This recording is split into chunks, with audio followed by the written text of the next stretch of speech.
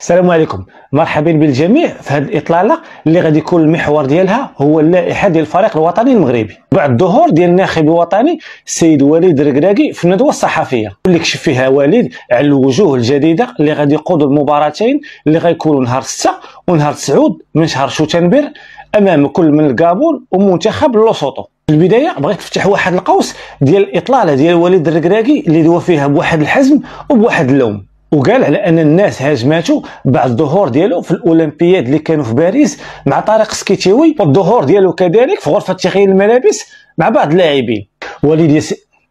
وليد سيدي قال لكم وقال لي حتى انا معكم هذا الشيء علاش ما كناش كنقولوا ليه شحال هادي داك العام ملي كان كيبان مع عصام الشرعي وكان كيعطي اللعابه وكان ديما كيكون معاه، علاش ما لمتوه شحال هادي ولمتوه عاد دابا؟ فحنا غنجاوبوك السي وليد، ديك الساعه ما قلنا لك والو حيت ما كانتش عندك القبعه ديال المشرف العام، وديك الساعه كنا مازال ما لعبناش كاس افريقيا اللي كان في الكوت ديفوار، والجمهور وكذلك الصحافه من حقهم يسولوا على الظهور ديال الناخب الوطني مع الاولمبيين. ما بغيناش ندويو بزاف في هذا الشيء حيت القصه سالات بميداليه برونزيه جميله، خليو هذا الشيء في الجنب لان عندنا الاهم. اللائحه ديال المنتخب الوطني كتضم 3 الاسماء جديده، 3 الحراس المرمى، 6 في وسط الميدان و8 في محور الهجوم. الحراسه عندنا ياسين بونو، منير المحمدي ومهدي بن عبيد. في الدفاع عندنا 3 لعابه في المحور الايمن، اشرف حكيمي، نصير المزراوي ومحمد الشيبي. في الرواق الايسر عندنا الصاعد لاول مره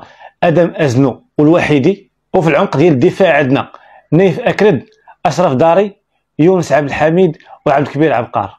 في وسط الميدان عندنا 6 ديال العناصر، كاين الثنائي ديال فيرونتينا سفيان المرابط وامير ريتشاردسون الفتى الصاعد في الكره الاوروبيه، وعقلوا على هذه الهضره. حداهم غادي يكون بلال الخنوس، اسامه تيرغالين وعز الدين اناحي.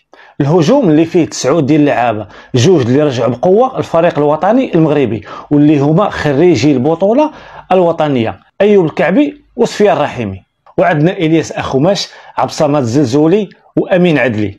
الياس بن صغير، حكيم زياش ويوسف النصيري الثنائي القديم من تركيا اللي ما عرفت هما مالهم في اول ماتش كلين في عصبه الابطال تقساو بجوج. وكانت هذه هي خلاصه ديال الندوه الصحفيه اللي دار السيد وليد الركراكي.